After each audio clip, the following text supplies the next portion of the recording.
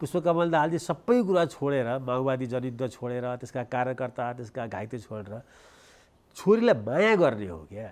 छोरीलाई राजनीतिक रूपले मै बोकेरै हिँड्छु भनेर हिँड्ने होइन। पुष्पकमल दाहालजी चाहिँ त्यो पार्टीको नेता हो कि रेणु दाहाल चाहिँ हो भनेर प्रचण्डजीको जिम्मेवारी के हुन्छ नि? रोल्पामा के को भ्यू टावरमा बुलडोजर चलाइदिए हुन्छ। यसको जरुरत छैन। जरुरत हिजो पनि थिएन, भोलि पनि हुनेवाला छैन। के भ्यू बनाएको छ देशमा चाहिँ र त्यो त्यहाँबाट त्यो इगल आईले चाहिँ हेर्ने। केपी ओलीले भ्यू टावर चाहिँलाई विकासको चाहिँ एउटा सिम्बल चाहिँ ठाने, दमकमा सुरु गरेर 18 तल्लाको होइन। त्यो चाहिँ खतरनाक मोडल नेपालमा आयो। यो काङ्ग्रेसलाई फ्रेस अक्सिजन चाहिएको छ। शेरबहादुरजीले चाहिँ चुनावी प्रचार पनि गर्नु पर्दैन, धेरै मेहनत पनि गर्नु पर्दैन। उहाँ घरैमा बसे हुन्छ। उहाँको यो मनोविज्ञान छ भने यो सिस्टमको विकल्पको खोजी अब केपी ओलीलाई पनि लागेको होला, पूर्व राजालाई पनि लागेको होला, अब मलाई पनि लागेछ। यो अहिलेको यो मोडल चाहिँ काम लाग्दैन भन्ने चाहिँ अब कता कता नेपाली जनतालाई पनि लागेछ। विकल्प निस्किन टाइम लाग्छ। कसलाई लागेको थियो 84 मा 2 सिट जित्ने बिजेपी, 84 मा 2 सिट जित्ने बिजेपी आज यस्तो पार्टीको विकल्प हुन्छ। इमरान खान पाकिस्तानमा आउँछ कसैले कल्पनै गरेको छैन नि। यहाँलाई स्वागत छ। हस्, धन्यवाद। आजको विषयको उठान गरौँ। चिनिया विदेश मन्त्रीको भ्रमण लगत्तै प्रधानमन्त्री भारत भ्रमणमा जाँदै हुनुहुन्छ। तर चिनिया विदेश मन्त्रीको भ्रमणपछि चिनिया विदेश मन्त्रालयले एउटा जारी गरेको विज्ञप्ति जसमा चीनको सिन्वा न्युज एजेन्सीले एउटा बुँदा उल्लेख गरेको छ। म त्यो बुँदाको केही कुराहरू म यहाँ उल्लेख गर्न चाहन्छु। त्यहाँ के भनिएको छ भने चीनले नेपालका सबै दललाई नेपाली जनताको आधारभूत र दीर्घकालीन हितलाई ध्यानमा राखेर समावेशी एकताबद्ध सहयोगी बन्न र राजनीतिक स्थिरता आर्थिक वृद्धि प्रवर्धन गर्न अनुकूल शासन मोडलको संयुक्त रूपमा खोजी गर्न समर्थन गर्नेछ। लगत्तै प्रधानमन्त्री जाँदै हुनुहुन्छ। सुन्नमा आएअनुसार अब पूर्व राजा पनि भारत भ्रमणमा जाँदै हुनुहुन्छ। के पाक्दैछ खिचडी? होइन, यो गम्भीर प्रश्न हो। नेपालको शासकीय मोडलको बारेमा हामीले त छलफल गरिरहेकै थियौँ। यो अहिलेको यो मोडल चाहिँ काम लाग्दैन भन्ने चाहिँ अब कता कता नेपाली जनतालाई पनि लागेछ। यो चाहिँ जुन ढङ्गको छ यो मोडल अहिलेको, खास गरी कार्यकारी प्रमुख चाहिँ प्रत्यक्ष निर्वाचित हुनुपर्छ भन्ने चाहिँ अब हामीले संविधान निर्माण हुँदाखेरि पनि यो कुरा उठाएको हो। त्यसमा चाहिँ अब काङ्ग्रेस त्यसको विपक्षमा थियो।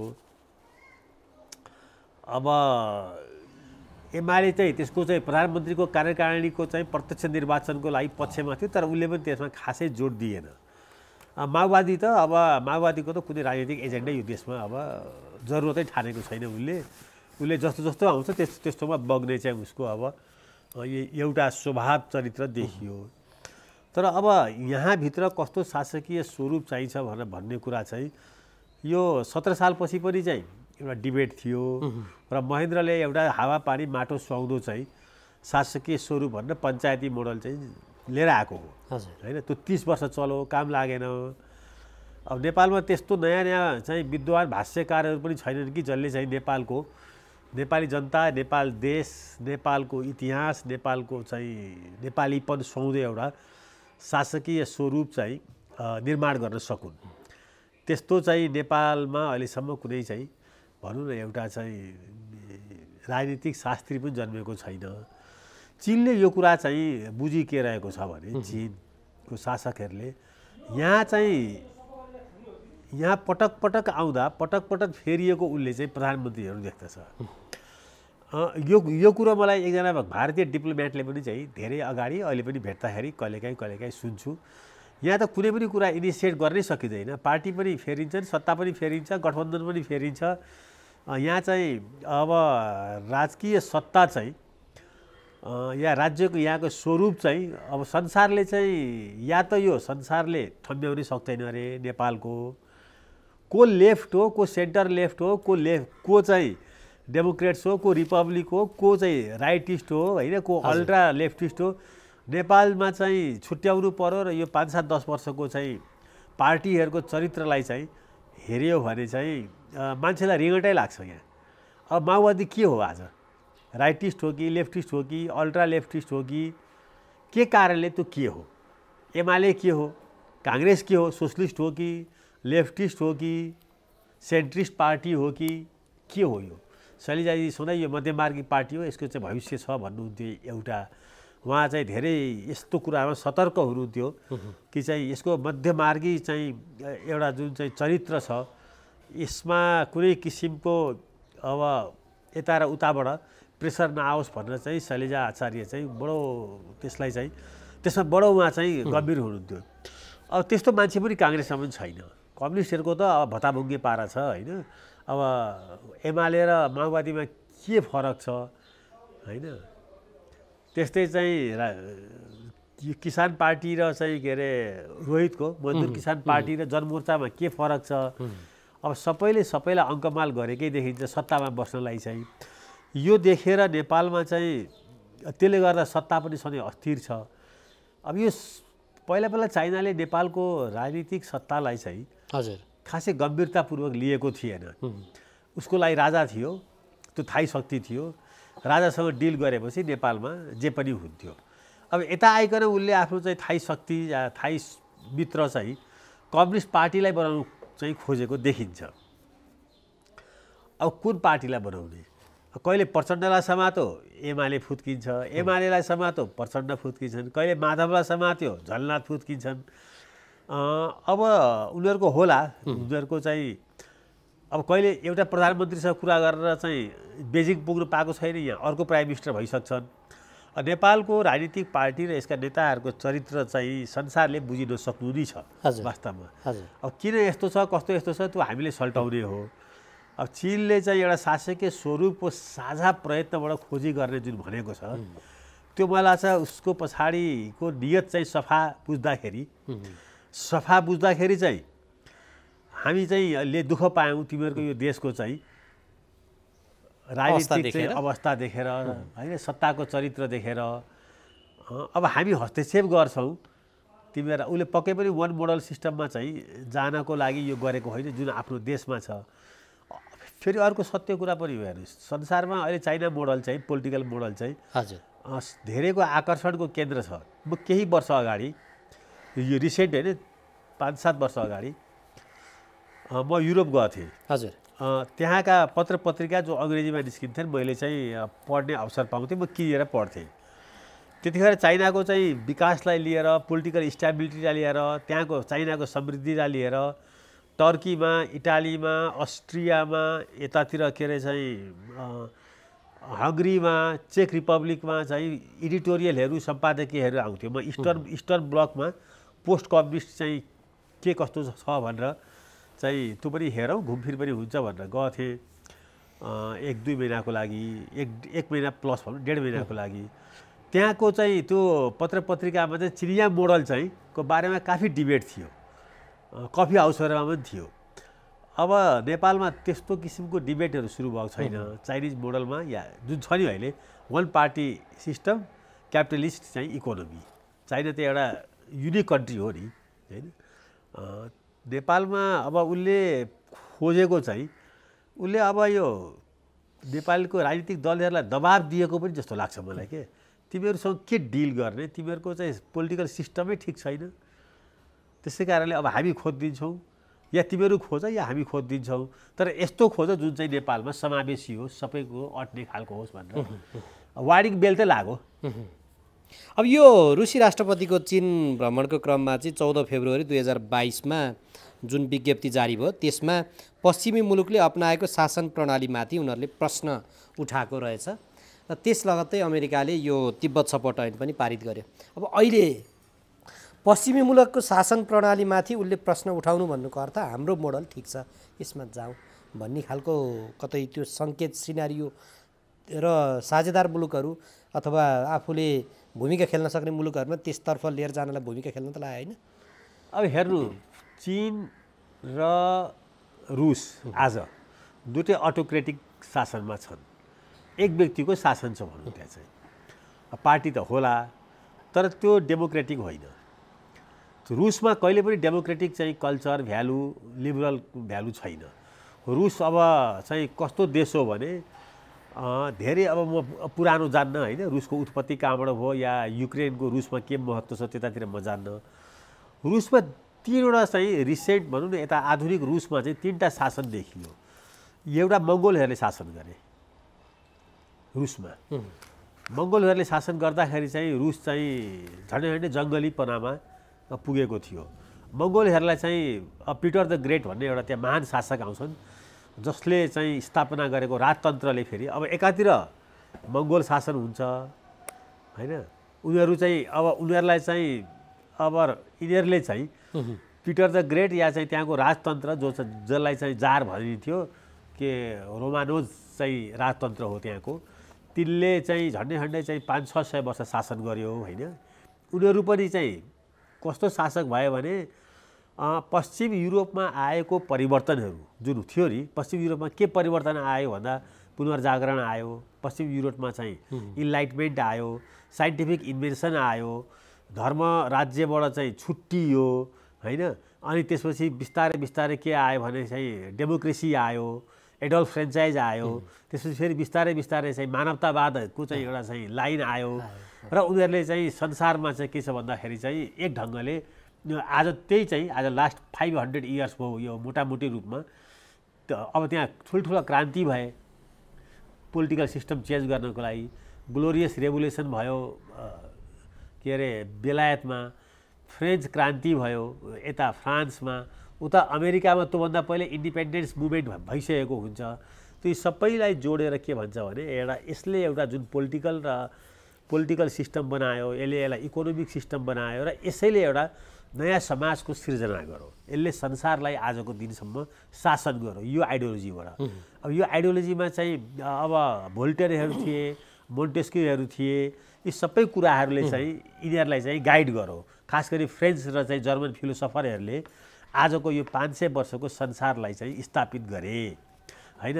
हब्स आए, लक आए होइन, रुसो आए, अब यी सबैको चाहिँ एउटा चाहिँ समष्टि भनेको हामीले अहिले अपनाएको राजनीतिक, आर्थिक र सामाजिक व्यवस्था हो। यसलाई कसले अपनाएन, सुरुदेखि नै यसमाथि च्यालेन्ज गर्यो। सुरुदेखि नै युरोपमा भएर पनि रुसले च्यालेन्ज गर्यो। रुसले मैले अघि भने जब चाहिँ मङ्गोल गए, रुसबाट मङ्गोल गए, राजतन्त्र आयो।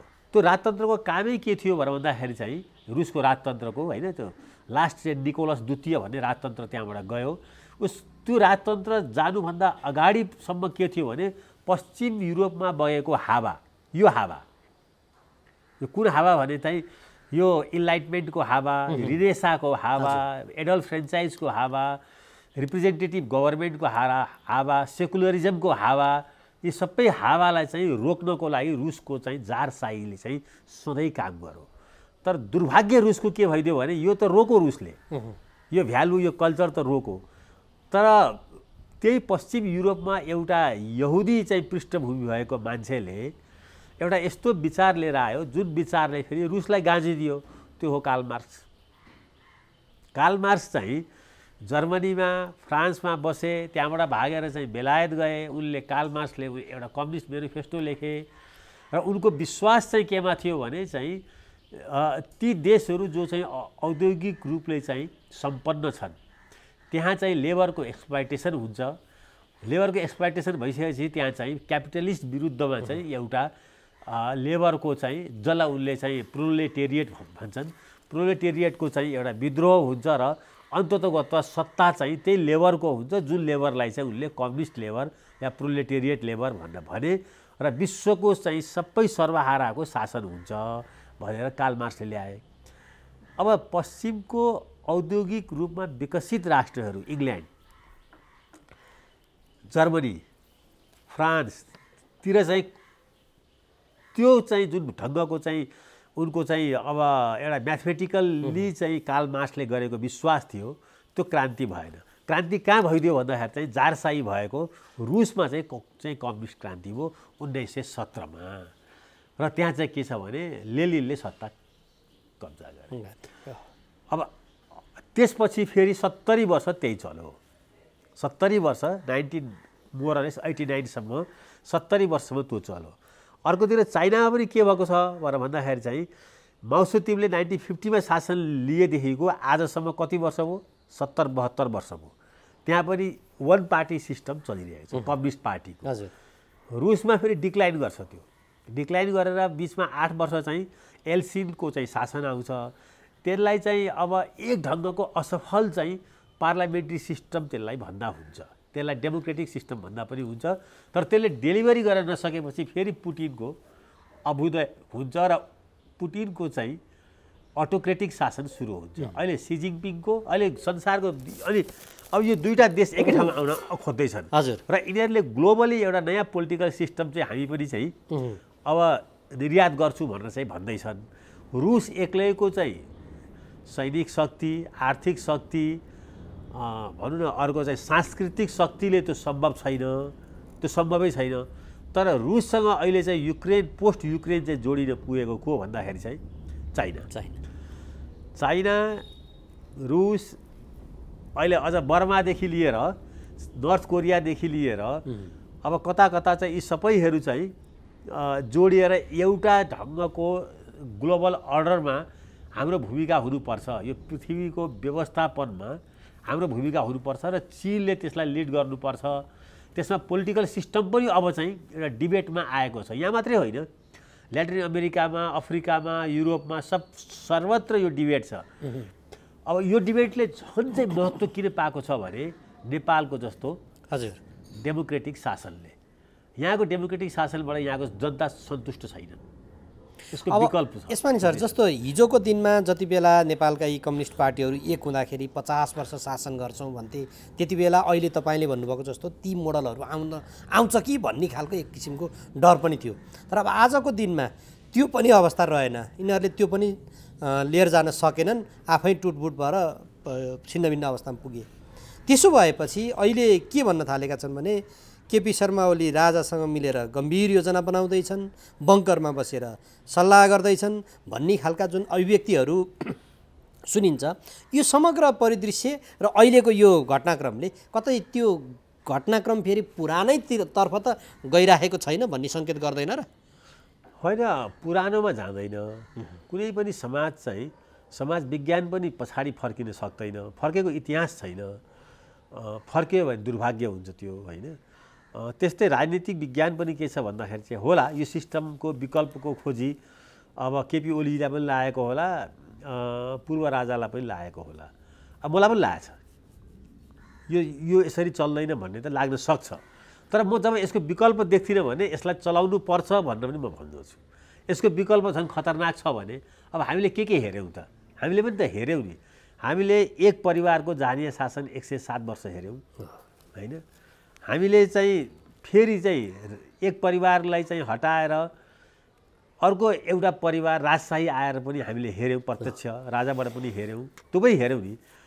हामीले चाहिँ राजा सहितको लोकतन्त्र पनि हेऱ्यौँ, प्रजातन्त्र पनि हेऱ्यौँ नेपालमा, होइन। हामीले कम्युनिस्टको चाहिँ माओवादी जनयुद्ध पनि हेऱ्यौँ र त्यो जनयुद्धले चाहिँ गर्ने शासन पनि देख्यौँ, होइन। प्रचण्डजीले प्रचण्ड बहुमत ल्याएर झन्डै चाहिँ प्रत्यक्षमा त 120 सिटै 100 कति सिट जित्नु भएको थियो, 120 प्रत्यक्ष जितेकै हो क्या अरे, होइन। भनेपछि त नम्बर 1 पार्टी भएकै हो। अब कम्युनिस्टको पनि नम्बर 1 पार्टी हुन माओवादी पनि चाहिँ भइसकेको हो, एमाले पनि भइसकेको हो, काङ्ग्रेसको कुरै भएन। यी राप्रपाहरू त राजाको चाहिँ छत्रछायामा एक छत्र 30 वर्ष शासन चलाएकै हो।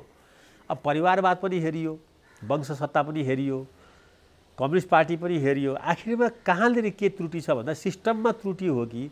किनभने हेर्नुहोस्, धेरै राइटिस्टहरूले, राइटिस्ट भनेको चाहिँ यस्तो परिवारहरूले, राजतन्त्रले खास गरी संसारमा धेरै ठुलो चाहिँ कन्ट्रिब्युसन गरेको छ त्यो मुलुकको चाहिँ विकासको लागि। जापान त्यसको उदाहरण हो।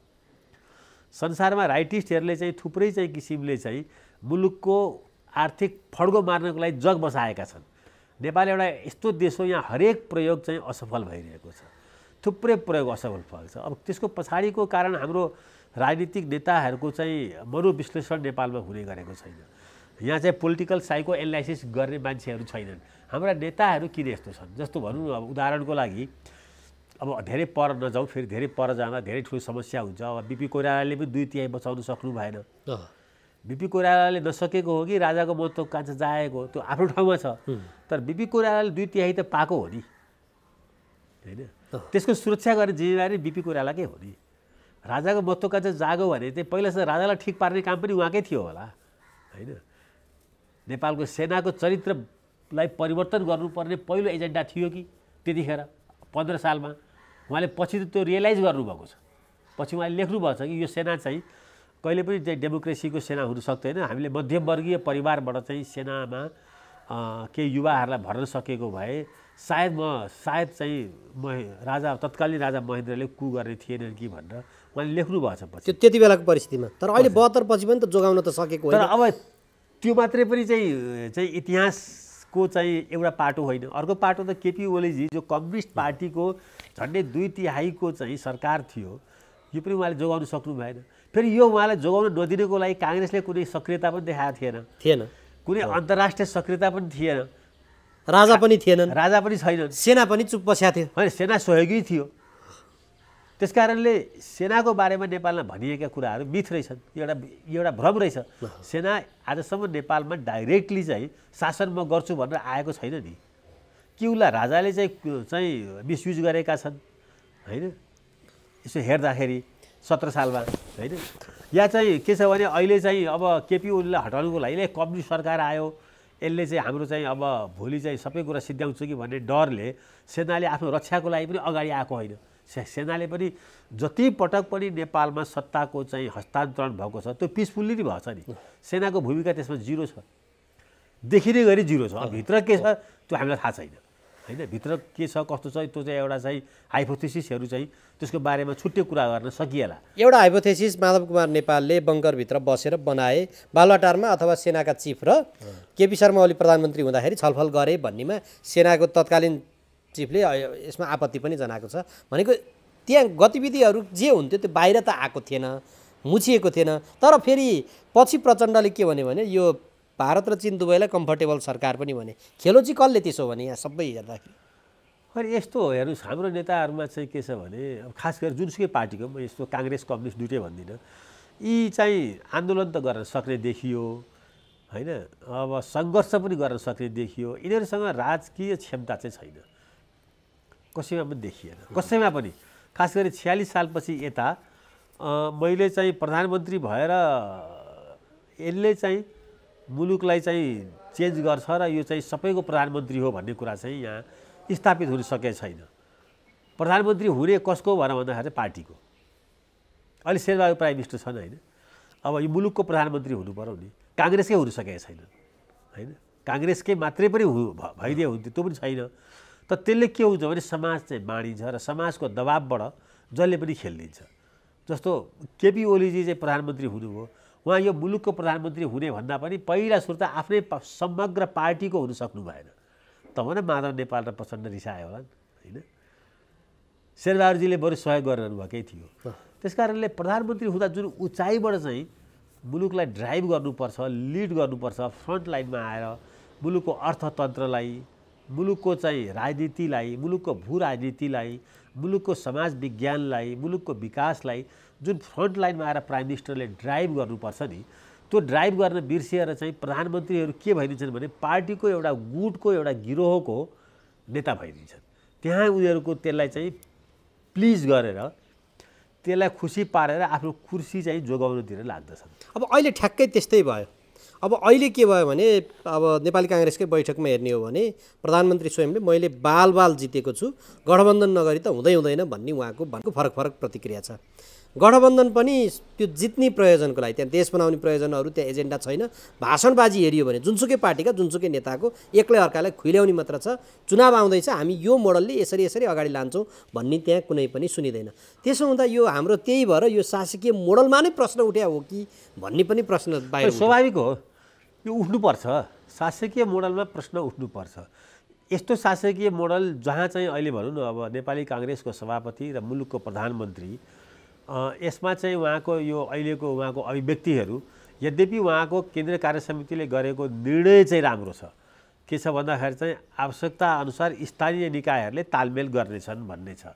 यो शेखर कोइराला, गगनहरूको, सायद चाहिँ विश्वप्रकाशहरूको या यो अहिले चाहिँ जो काङ्ग्रेसमा नयाँ ऊर्जा लिएर प्रवेश गरेका छन् सेन्ट्रल कमिटीमा, तिनीहरूको दबाबले या तिनीहरूसँग चाहिँ हातैमालो गरेर शेरबहादुरजीले गर्न बाध्य हुनुभयो। त्यहाँ गठबन्धन भन्ने शब्द कहीँ छैन। उहाँले जे भने पनि त्यो गठबन्धन र तालमेलमा चाहिँ फरक छ, होइन? गठबन्धन राजनीति पार्टीहरूको सेन्ट्रल लेभलमा हुन्छ। तालमेल भनेको चाहिँ तल आवश्यकता अनुसार हुन्छ। तल तपाईँ कम्युनिस्ट पार्टीमा हुनुभयो, म काङ्ग्रेसमा भएँ भने त पनि जित, म पनि जित, त अध्यक्ष खा म उपाध्यक्ष खान्छु यस्तोलाई चाहिँ तालमेल भनिन्छ। त्यो पनि आवश्यकता अनुसार। त्यसकारणले निर्णय त काङ्ग्रेसले बुद्धि पुर्याएरै गरेको छ। तर यहाँ मूल कुरो के छ भने 3 तहको निर्वाचन आउँदैछ। शेरबहादुर देउपाले चाहिँ शैल्य मनोग्रन्थबाट चाहिँ अगाडि बढ्नुभएको छ। शैल्य मनोग्रन्थ भनेको चाहिँ के हो भन्दा महाभारतमा 2 लाइनमा भनिदिइहालौँ। महाभारतमा चाहिँ कौरव पक्षबाट सुरुमा चाहिँ युद्धको कमान्डर को हुन्छ भने भीष्म पितामह हुन्छन्। बडो सुरवीर हैन भीष्म पितामह। उनी अर्जुनको बाणबाट सुत्तछन्। त्यसपछि आएर चाहिँ द्रोणाचार्य हुन्छन्, उनी पनि चाहिँ मारिन्छन्। त्यसपछि कर्ण हुन्छ, उनी पनि मारिन्छन्। एवं प्रकारले शैल्य जब चाहिँ कौरव पक्षको चाहिँ कमान्डर हुन्छ, त्यो कौरव पक्षको युद्धको सबैभन्दा ठुलो नायक भने पनि खलनायक भने पनि दुर्योधन हुन्छ। दुर्योधनको मनमा के हुन्छ भन्दाखेरि चाहिँ हे भगवान, यत्र महारथीहरू चाहिँ मेरा मरिसके, कमान्डरहरू। अब यो शैल्य भनेको नकुल र सहदेवको मामा। ऊ आफै स्वयं पनि के छ भन्दाखेरि चाहिँ पाण्डव पक्षबाट युद्ध लड्नको लागि घरबाट निस्केको हुन्छ। अलि विलासी र मोजमजा हुन्छन्। बाटोभरि दुर्योधनले उनलाई चाहिँ खानपान र मोजमा लगाइदिएपछि मलाई जसले चाहिँ बाटोभरि मोजमजा र खानपान चाहिँ गरौँ म त्यसैको पक्षबाट युद्ध लड्छु भनेर उनी चाहिँ कौरवपट्टि लागेका हुन्छन्। त्यस्तो शैल्यलाई लिएर अगाडिको चाहिँ महाभारत युद्ध अगाडि बढ्छ र त्यो अन्ततगतवा हार हुन्छ। आज म चाहिँ तपाईँको टेलिभिजनबाट यो शैल्य सोच चाहिँ शैल्यलाई कमान्डर बनाएर काङ्ग्रेसले चाहिँ चुनावमा जान चाहिँ यो गाह्रो हुन्छ। शेरबहादुरजीले आँट गर्नु भएन भने बरु चुनावी कमान्डर अर्कोलाई बनाएको हुन्छ। तर यस्तो अभिव्यक्तिहरू दिएर हामी नमिल्ला हार्दछौँ होइन, यस्तो जुन छ नि अभिव्यक्ति, तपाईँ पनि झन्डै हार्नुभएको थियो, म पनि झन्डै हारेको थिएँ। चुनावमा हारजित हुन्छ। एकपटकको हारले चुनावमा चाहिँ सधैँभरि त्यो हार्ने हो भने शेरबहादुरजीसँग एउटा मूल प्रश्न के छ भने 6 वर्ष सभापति भएर गर्नुभयो के? 5औं पटक प्रधानमन्त्री भएर 5औं पटक प्रधानमन्त्री हुँदै हुनुहुन्छ भएको किन? काङ्ग्रेस पार्टीलाई चाहिँ जिताउन नसक्ने, सम्हाल्न नसक्ने, चुनावमा जाँदाखेरि चाहिँ यो एउटा तपाईँलाई अङ्ग्रेजीमा एउटा सायद एउटा महापुरुषले भनेका छन्, चुनाव चाहिँ तपाईँ चाहिँ हार्न सक्नुहुन्छ होइन, चुनाव हार्न सक्नुहुन्छ, हारेर तपाईँ सिक्न सक्नुहुन्छ। तर चुनावबाट नि तपाईँ क्विट गर्नुहुन्छ भने, क्विट भनेको भागेर हिँड्नुहुन्छ भने तपाईलाई चाहिँ कसैले पनि बचाउन सक्दैन अरे, कहिले पनि चुनाव जिताउन सक्दैन अरे। अहिले शेरबहादुरजीको अभिव्यक्तिले काङ्ग्रेसलाई चाहिँ चुनावमा जिताउनै नसक्ने अवस्थामा चाहिँ त्यो सोचबाट शेरबहादुरजी अगाडि बढेको म देख्छु।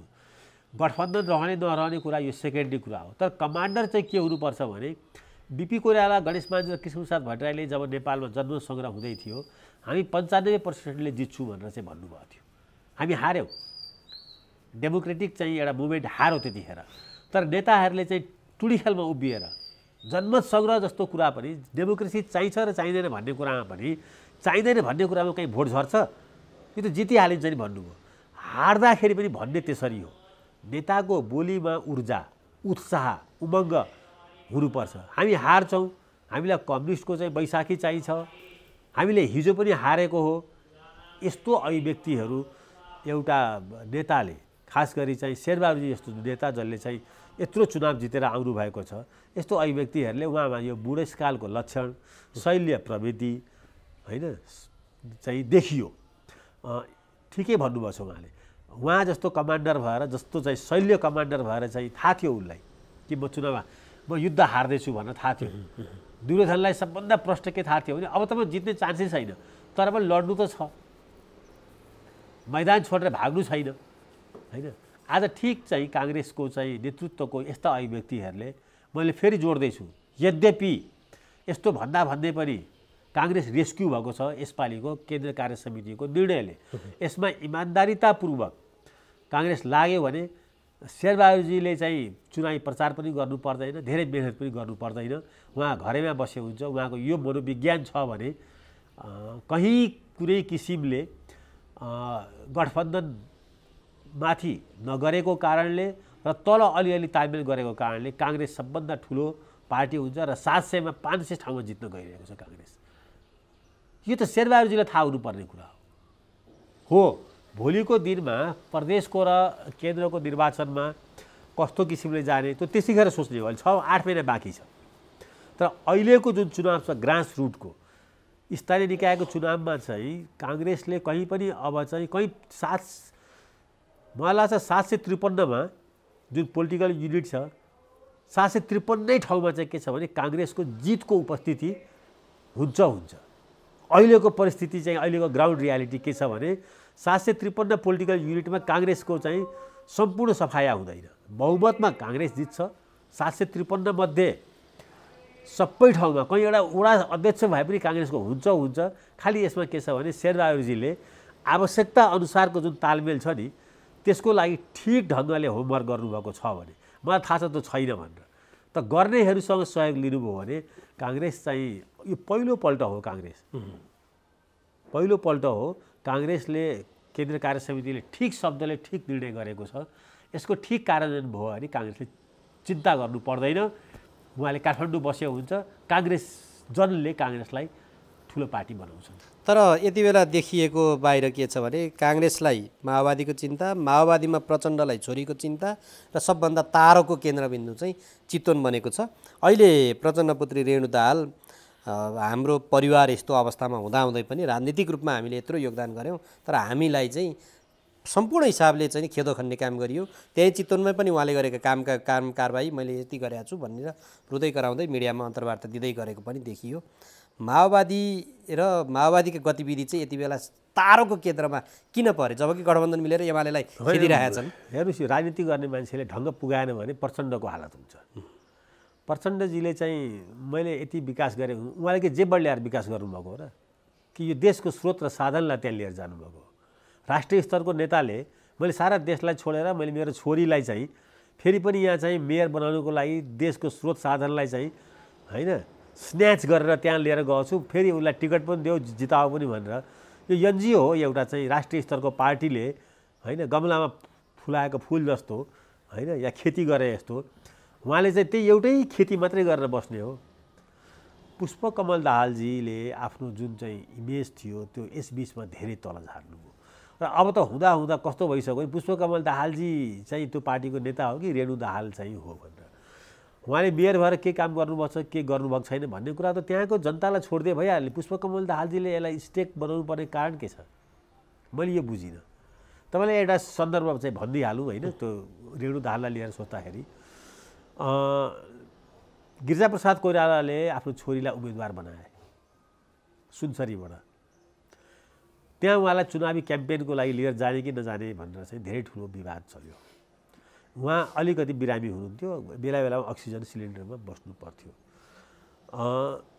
गिरिजादाईले के भन्नुभयो भने चाहिँ 5 विकास क्षेत्रमा म चाहिँ सम्बोधन गर्न जान्छु र एउटा चाहिँ सुजाताकोमा पनि जान्छु भनेर भन्नुभएको थियो।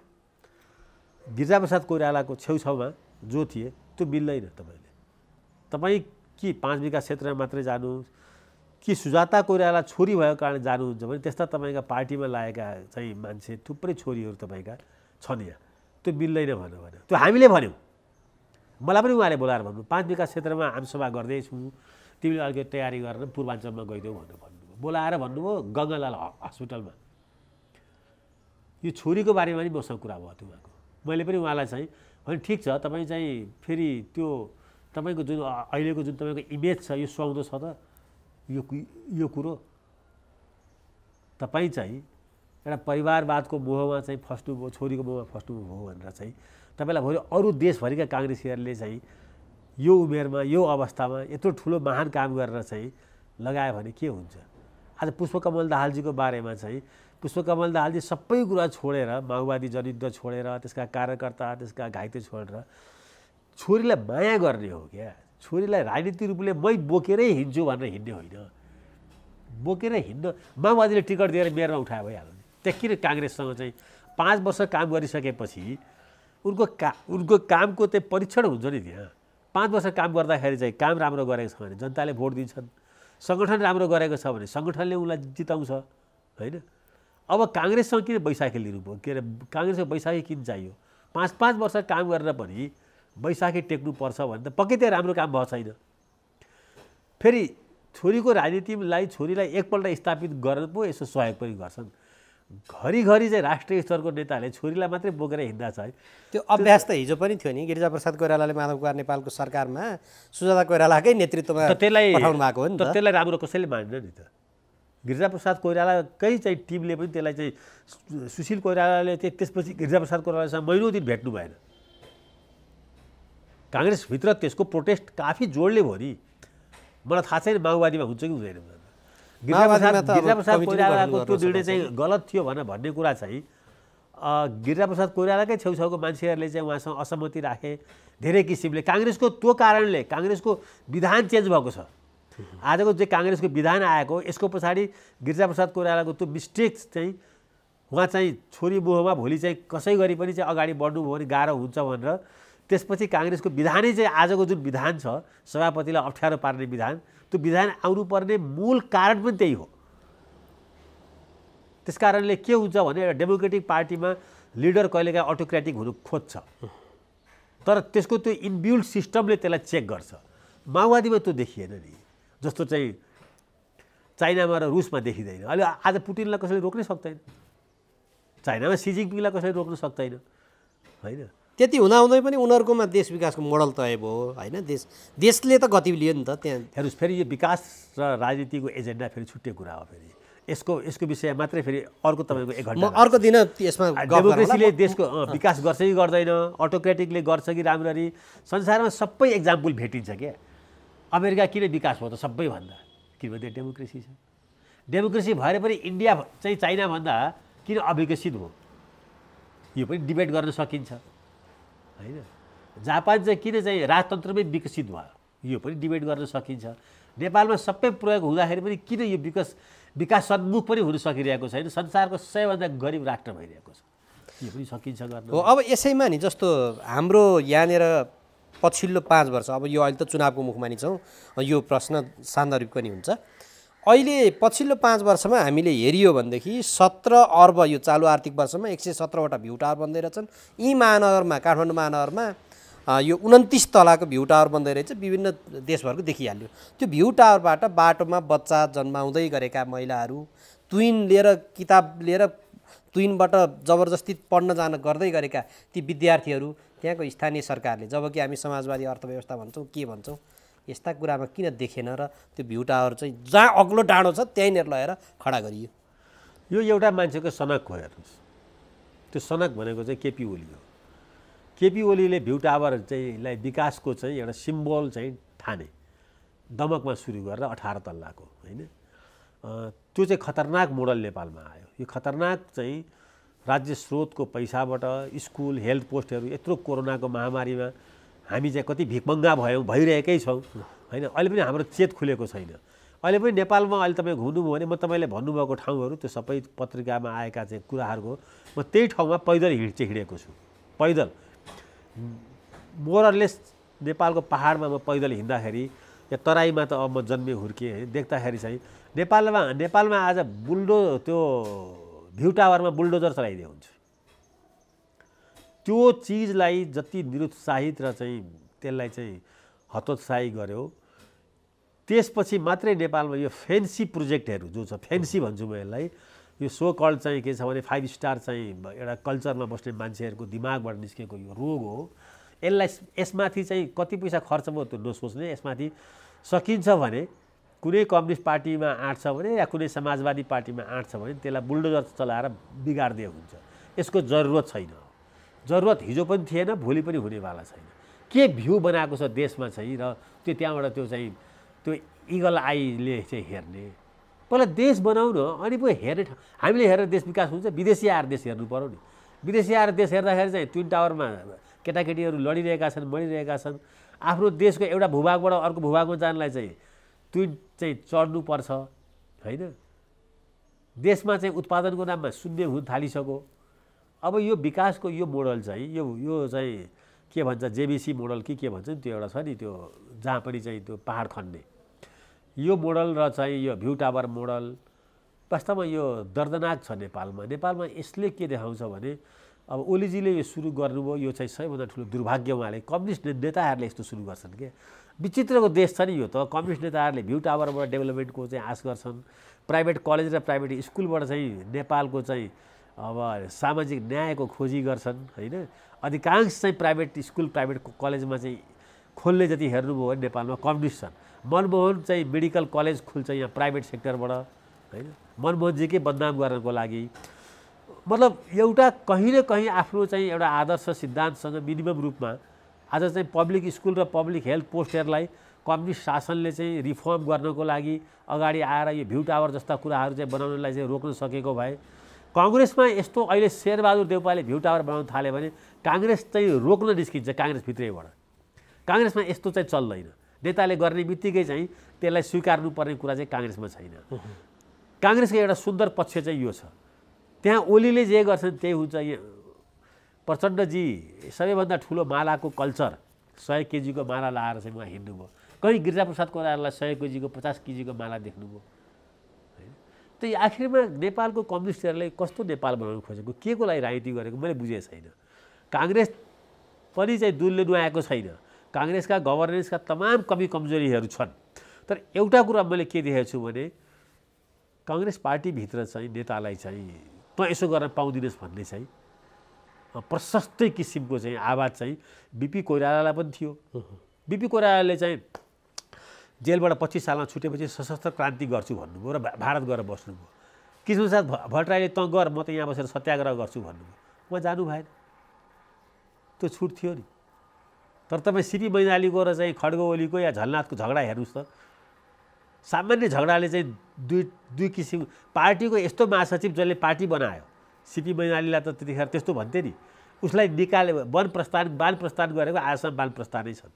तर काङ्ग्रेसमा त किन चाहिँ कृष्णप्रसाद भट्टराईलाई बिपीले हटाएन, बरु उल्टै कार्यवाहक सभापति बनाए, किनभने तेरो लाइन ठिक थियो भनेर बिपी कोइरालाले रियलाइज। पछि गिरिजाप्रसाद कोइरालाको पालामा त फेरि द्वन्द्वै चल्यो, अनेकै भयो त्यहाँ पनि। द्वन्द्व चले पनि आजसम्म नेपाली काङ्ग्रेस पार्टीभित्र बिपी पछि गणेशमानको फोटो छ, गणेशमानपछि कृष्णप्रसाद भट्टराईको छ। दुईटाले पार्टी छोड्यो भने त गिरिजाप्रसाद कोइरालाले पनि र सुशील कोइरालाले पनि उनीहरूलाई पार्टी छोड्न दिए त दिएन नि।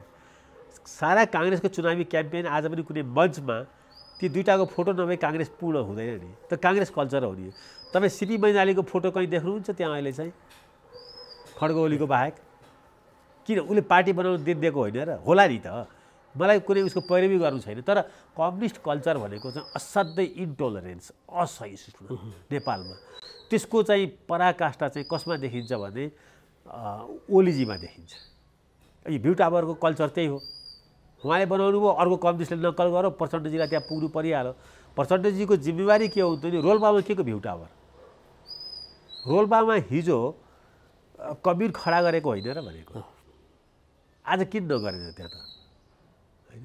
रुसमा चाहिँ जतिखेर चाहिँ बोल्सेविक क्रान्ति भयो, त्यहाँ भएका इजरायलीहरूले त्यहाँको त्यो चाहिँ कम्युन सिस्टम देखेर राम्रो लागेर त्यसको प्रयोग एग्रिकल्चरमा त्यसको 30 वर्ष 40 वर्षपछि इजरायलमा गरे। इजरायलको जुन एग्रिकल्चरलाई जुन त्यस्तो मरुभूमिमा जुन आज जुन ढङ्गले इजरायलको एग्रिकल्चर भएको छ, त्यो रुसबाट भागेर या चाहिँ हिँडेर गएका चाहिँ यहुदीहरूले त्यो कम्युनिस्टबाट सिकेर चाहिँ आज इजरायलको एग्रिकल्चर यो हालतमा पुगेको। थाहा नै छैन यहाँको कम्युनिस्टहरू। आज रोल्पा रुकुममा चाहिँ नयाँ ढङ्गले एग्रिकल्चर चाहिँ खेती भएको भए, यही माओवादीले गरेको भए, त्यो योजना आयोगले चाहिँ थोरै एग्रिकल्चर पोलिसी बनाउँथ्यो। रोल्पा रुकुमबाट एग्रिकल्चर पोलिसी बन्थ्यो, पहाडमा त्यही हुन्थ्यो। सिधा र सप्तरीमा अर्को चाहिँ एउटा प्रयोग गरेको भए माओवादीले, त्यहाँ त्यो कल्चर अगाडि बढ्थ्यो। अब नेसन बिल्डिङ त यसै हुँदैन नि। नेसन त यसलाई त बनाउनु पर्छ नि। खालि बुद्ध र चाहिँ सरमाथाको देश हो भनेर त्यो दुईटालाई चाहिँ रटान दिएर चाहिँ सुगाले रटान गरे जस्तो। सारा नागरिक चाहिँ गरिब छन्, एउटा सानो जागिरको लागि चाहिँ होइन, त्यो पनि चाहिँ के छ भने सुरक्षा गार्डको लागि मलेसिया मध्यपूर्व जाँदैछन्। यहाँको नेताहरूलाई लाजै छैन भनेको छ के।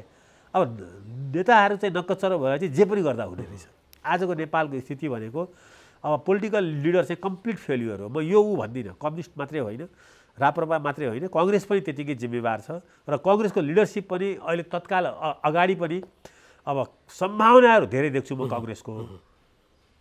सम्भावनाहरू कम्युनिस्टमा त सम्भावनाहरू पनि म देख्दिनँ। अब किनभने अघि तपाईँले भन्नुभयो प्रचण्डजी आफ्नो छोरीलाई नेता बनाउन लागेका छन् त्यो माओवादी पार्टीमा। नेताले आफ्नो छोरीलाई नेतै बनाउन पाउँदैन यो होइन, तर त्यसैलाई मिसन बनाउनु चाहिँ दुर्भाग्य हो। अब अन्तिममा जस्तो अहिले जति पनि अब हामीले आलोचना गरौँ यो भएन भनौँ अथवा हामीले मिडियाबाट मानिसहरूलाई सुसूचित गराउँ, फेरि पनि अन्तिममा चाहिँ हाम्रो विकल्प छैन। त्यसो हो भने यहाँ सुरुको हाम्रो मिसन आज के थियो भने शासकीय मोडलमा कतै परिवर्तन त गर्न लागेका छैनन्, कतै यहाँ देशमा केही हुँदैन त छैन भन्ने थियो। त्यसो अन्तर्गत भोलिका दिनमा यो चुनाव आउँदै गरेको भएर जनताले बुझाउनु पर्ने एउटा बुझ्नुपर्ने सुझबुझ र पुर्याउनु पर्ने सुझबुझ के हुनसक्छ, किनभने यति बेला नै हामीले या यो नेतृत्व सुधार्नु पर्यो या यो नेतृत्व बदल्नु पर्यो। अब हेर्नुहोस्, यसमा म अलिकति चाहिँ निर्ममतापूर्वक चाहिँ विश्लेषण गरिदिन्छु सर्टमा एकदमै। प्लिज। नेपालको कम्युनिस्ट पार्टीहरू पथभ्रष्ट छन्। पहिलो कुरो, नेपाली काङ्ग्रेस चाहिँ के छ भन्दाखेरि चाहिँ क्राइसिसमा छ, लिडरसिप। त्यो क्राइसिसलाई चाहिँ नेपाली काङ्ग्रेसको 14औं महाधिवेशनले कहीँ न कहीँ छिचोलिएको छ। अहिले सम्पूर्ण रूपमा छिचोलिएको छैन, अहिले कस्मेटिक चाहिँ उपस्थिति भएको छ होइन। श्रृङ्गार रस भन्छ नि त्यो साहित्यमा, अहिले काङ्ग्रेसभित्र केही श्रृङ्गार रसको चाहिँ प्रवेश चाहिँ भएको छ। चाहे त्यो गगनको, चाहे शेखर कोइरालाको, चाहे चाहिँ के अरे चाहिँ धनराज गुरुङको, चाहे अब होइन सबैतिरबाट यो समूह गएको छ। यो समूह मात्रै होइन, केही चाहिँ शेरबहादुरकै समूहबाट पनि चाहिँ धेरै असल मानिसहरू चाहिँ काङ्ग्रेसको लिडरसिपमा पुगेका छन्। अब तर काङ्ग्रेसभित्र एउटा के छ भने ओल्ड गार्ड छ। कम्युनिस्ट पार्टीले चाहिँ कम्प्लिट आफूलाई सर्जरी नगरिकन अब यो उपाय छैन। कङ्ग्रेसले अहिलेसम्म पनि यसलाई चाहिँ एलोपेथीबाट चाहिँ या अझै आयुर्वेदिकबाटै यसको उपचार चाहिँ हुन सक्थ्यो। शेरबहादुरजी या चाहिँ शेरबहादुरजीको समकक्षीहरूबाट जो चाहिँ त्यहाँ 70-72 नआएका छन्, जो पटक पटक विभिन्न पदमा बसेका छन्, कोही सभामुख भएका छन्, कोही पार्टीको महामन्त्री, कोही उप प्रधानमन्त्री, यिनीहरूबाट चाहिँ कङ्ग्रेस अब अगाडि बढ्न सक्दैन। कङ्ग्रेसलाई फ्रेस अक्सिजन चाहिएको छ। यिनीहरूको लगेज ब्यागेजले चाहिँ जुन बोकेका छन् यिनीहरूले लामो समय सत्तामा भएर यसले त्यही लगेज ब्यागेजको चाहिँ थपिने हो। आम 3 करोड नेपालीलाई यिनीहरूले सम्बोधन गर्न सक्दैन। अहिलेको जो सम्भावित नेताहरू छन् काङ्ग्रेसको हुन सक्ने, गगन नामै लिँदा विश्वप्रकाशहरूले अब धेरै लगेज ब्यागेज बोक्दै चाहिँ हिँड्यो भने यिनीहरूको पनि हालत चाहिँ शेरबहादुरको या रामचन्द्रजीको या जो छन् अहिले काङ्ग्रेसमा यिनीहरूको भन्दा पृथक हुँदैन। प्रकाशमान सिंह, विमलेन्द्र या चाहिँ नेतै हुन् नि यिनीहरूले पनि कम त्याग तपस्या गरेको छैनन् आफ्नो जमानामा। तर यिनीहरूले डेलिभरी गर्न सक्दैनन् ठाउँमा गएपछि, मुलुकलाई बोक्न सक्दैनन् ठाउँमा गएपछि। किन भन्दा यिनीहरूसँग यिनीहरूको लगेज ब्यागेज चाहिँ सँगसँगै आउँछ र त्यो थपिँदै जान्छ र जनता छुट्टिँदै जान्छन्। अहिलेको सबभन्दा ठुलो समस्या यो हो। कम्युनिस्ट पार्टीले त एकपल्ट चाहिँ आफ्नो चाहिँ फिलोसफी, यो मार्क्सवाद, लेनिनवाद, माओवाद बोक्ने कि नबोक्ने त्यहाँबाट सोच्नुपर्छ। यो ढाँटेर कति दिन चलाउने, यो गरिबीलाई कति दिन शोषण गर्ने थप, यो सबै आइडियोलोजीहरूलाई चाहिँ एक ठाउँमा डिप फ्रिजमा राखेर मुलुकको एउटा भनौँ न एउटा कल्याणकारी राज्यको सामान्य कुरा क्या, यति धेरै लफाबाजी छ यो कम्युनिस्ट आन्दोलनभित्र र यति धेरै शत्रु, गद्दार, देशद्रोही, देश बेचुवा देख्दछन्। यो सारा जार्गनहरूबाट मुक्त भएर व्यवहारिक कम्युनिस्ट भनेको पहिला कम्युनिस्ट बन्न सक्नु पर्यो। जेलमा बस्दा त कम्युनिस्टै थिए, जेलबाट बाहिर आएर सत्तामा बस्दा नेपालमा मुस्किलले एकजना पनि कम्युनिस्ट हुनु बाँकी रहेन। कोही पनि जनतालाई चाहिँ कम्युनिस्ट बनाए। सारा कम्युनिस्टहरू जो जेल बसे, दुःख पाए, नेता भए, तिनीहरूले यति चाँडै कम्युनिस्ट फिलोसफी र कम्युनिस्ट आचरण छोडे कि कमसेकम मिनिमम पनि कम्युनिस्ट आचरण चाहिँ गरेर यी कम्युनिस्टका संसारमा चलेका थोत्रा जार्गनहरूलाई बिर्सेर। अब माओवाद कहीँ चल्छ संसारमा, बाबुरामजीले ठिकै भन्नुभएको छ। अब माओवादबाट नेपाल चल्दैन, मार्क्सवादबाट पनि चल्दैन। मार्क्सवादको पालामा सोसियल सेक्टरै थिएन, यो सर्भिस सेक्टर थियो त थिएन नि। कार्ल मार्क्सले देखेको त के हो भने कि एग्रिकल्चर देखे कि चाहिँ इन्डस्ट्री देखे होइन। यत्रो आज चाहिँ जुन सर्भिस सेक्टरबाट इकोनोमी ग्रो भएको छ, आइटी आएको छ, यो कार्ल मार्क्सको जमानामा छँदै थिएन नि।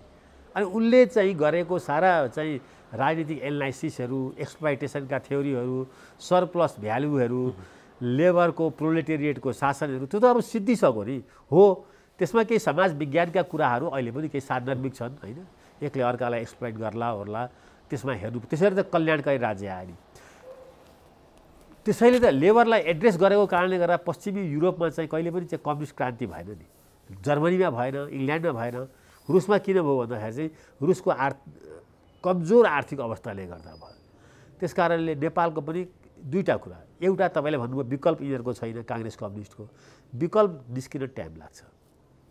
कसलाई लागेको थियो 84 मा 2 सिट जित्ने बिजेपी, 84 मा 2 सिट जित्ने बिजेपी आज यस्तो पार्टीको विकल्प हुन्छ जुन पार्टीमा महात्मा गान्धी थिए, जवाहरलाल नेहरू, इन्दिरा गान्धी, वल्लभ भाइ पटेल हैन, यस्ता यस्ता थिए जसले 50 वर्ष एक छत्र सारा इन्डियामा केन्द्रमा पनि चाहिँ के छ भन्दा स्टेटमा पनि शासन गरेको थियो। कसलाई लागेको थियो यसरी चाहिँ के छ भन्दाखेरि चाहिँ वाजपेयी आउलान्, आडवाणी आउलान्, मोदी आउला, आजभन्दा 25 वर्ष 30 वर्ष अगाडि त कसैको कल्पना पनि थिएन नि। तर आज इन्डियन नेसनल कङ्ग्रेस चाहिँ फेरि चाहिँ भारतको सत्तामा आउला भन्ने आखिरमा त्यो प्रश्न उल्टियो नि। त्यस्तै काङ्ग्रेस र कम्युनिस्टको विकल्प आज छैन भनेर हामी कुरा गरेर होला, इमिडिएटली 2 वर्ष 3 वर्षमा 4 वर्षमा छैन होला, तर विकल्पको छटपट्टि त अब सिस्टमको छटपट्टि, विकल्पको छटपट्टि समाजमा यो कुरा भइरहेको हुन्छ। यो यसरी आउँछ एक दिन र यसरी बढार्छ यो स्थापित पार्टीहरूलाई कि यिनीहरूले कल्पनै गरेको छैन। जसरी चाहिँ इन्डियन नेसनल कङ्ग्रेसलाई बढाएर, जसरी कोमिन्टन पार्टीलाई चाहिँ चाइनामा बढाएर चाहिँ लगेर आज ताइवानमा सीमित गरिदिएको छ र चिनिया कम्युनिस्ट पार्टीले कब्जा गरेछ। कैयन ओल्ड पार्टीहरूले आफ्नो भूमिका ठिक ढङ्गले गर्न नसके इन्डियामा आज कम्युनिस्ट पार्टी किन सिन्थ्यो? सिपिएम र सिपिआई छैन नि इन्डियामा, समाप्तै भयो। एकपटक आजभन्दा 20 वर्ष अगाडि होइन 15 वर्ष अगाडि मात्रै पनि इन्डियामा चाहिँ तिनीहरूको चाहिँ 65 वटा पार्लियामेन्टमा सिट थियो, आज 5 वटा भेट्न मुस्किल छ। बङ्गालमा 30 वर्ष शासन गरेको थियो कम्युनिस्ट पार्टीले, ज्योति बसुले, आज बङ्गालमा एउटा सिट जित्दैन। अस्ति युपीमा इन्डियन नेसनल कङ्ग्रेसले 403 ठाउँमा चाहिँ उम्मेदवार उठायो, जहाँ युपीमा उसले झन्डै 40 वर्ष शासन गरेको, 30-40 वर्ष इन्डियन नेसनल कङ्ग्रेसले 400 ठाउँमा मोटामोटी उम्मेदवार उठाउँदा 390 जनाको जमानत जफ्त भयो। तपाईँ इमेजिन गर्न सक्नुहुन्छ पार्टी कसरी पतन हुँदो रहेछ भनेर? जमानत जफ्त भएको छ इन्डियन नेसनल कङ्ग्रेसको। सारा चुनावमा लागे, प्रियङ्का गान्धी, राहुल गान्धी सबै लाग्दा एक जमानत जम्मा 10-12 जनाले जो गर्न सकेको छ। हालत त्यस्तो हुँदो रहेछ। विकल्प निस्किन्छ, समाज अगाडि बढ्छ। जतिसुकै कुरा गरे पनि काङ्ग्रेसले सक्दैन, कम्युनिस्ट आए, कम्युनिस्ट एमाले सकेन, माओवादी आए, यी सबैले सकेनन्, अर्को आउँछ। तर विकल्प विहीनता चाहिँ समाजमा हुँदैन। समाजमा यो विकल्पहरूको चाहिँ चर्चा परिचर्चा तपाईँ हामीले कुरा गर्दा ओर्दा यसरी अगाडि बढिरहेको हुन्छ कि कुनै बेला पनि यी चाहिँ मेन स्ट्रिम पार्टीहरू, इमरान खान पाकिस्तानमा आउँछ कसैले कल्पनै गरेको छैन नि। म त क्रिकेटको फ्यान पनि हो, उसले क्रिकेट वर्ल्ड कप जित्दाखेरि ऊ पोलिटिक्समा जान्छ भन्ने कल्पना पनि थिएन। उसलाई त्यहाँको शासकले रिटायर्ड भइसकेको खेलाडीलाई फेरि बोलाएर त पाकिस्तानको ग्लोरीलाई फर्का र त चाहिँ यो क्याप्टेन भइदिए भनेर हात जोडेर ल्याएर क्रिकेटको वर्ल्ड कपको क्याप्टेन बनाएर ऊ क्याप्टेन भइसकेपछि उसले टिमलाई लिड गर्यो। क्रिकेटको क्याप्टेन भएर वर्ल्ड कपमा जिताएपछि उसको इमेज यसरी माथि गयो। आज ऊ त्यहाँको चाहिँ के छ भन्दाखेरि चाहिँ राष्ट्रपति छ। यस्ता थुप्रै चाहिँ अहिलेको हाम्रो त युक्रेनको चाहिँ जो राष्ट्रपति छ जसले लडिरहेको छ रुससँग, ऊ पनि एउटा चाहिँ टिभी कमेडियन हो। भोलि के थाहा नेपालमा मेन स्ट्रिम पार्टीहरूलाई यस्तै गरी च्यालेन्ज आउने हो, आइरहेको छ। हेर्नुहोस् नेपालमा केही समय लाग्ला तर यी सुध्रिएनन् भने। जस्तो अमेरिकामा किन आएन? अमेरिकामा कि रिपब्लिक कि डेमोक्रेट्स? किनभने अमेरिका सुपर पावर भयो, अमेरिकालाई अमेरिका बनाए यो दुईटा पार्टीले, होइन? त्यसै कारणले त्यहाँ विकल्पको खोजी नै हुन सकिरहेको छैन। यद्यपि त्यहाँ पनि छ अहिले विकल्पको खोजी। त्यस कारणले यो घमण्डमा बस्नु हुँदैन काङ्ग्रेसले, कम्युनिस्टले, अहिलेका पार्टीहरूले कि चाहिँ हाम्रो विकल्पै आउनु सक्दैन भनेर। विकल्पको गर्भगृह बनिसकेको छ। यसमा विस्फोट जुन बेला आउँछ नि त्यो बेला तिमी यी पार्टीहरू बढाइन्छन्। अहिले अझै चाहिँ मलाई चाहिँ एकाध चुनाव चाहिँ हामीलाई मन परे पनि मन नपरे पनि तपाईँसँग चाहिँ बजारमा चाहिँ आउने चाहिँ कि काङ्ग्रेस हो कि कम्युनिस्ट हो कि अलिअलि राप्रपा र रिजनल लेभलमा मधेसवादी पार्टी, यिनीहरूभन्दा अरू पार्टीहरूलाई अहिले अझै चाहिँ टाइम लाग्छ। हुन्छ, यो विचार र समयका लागि म यहाँलाई धन्यवाद र आभार व्यक्त गर्छु।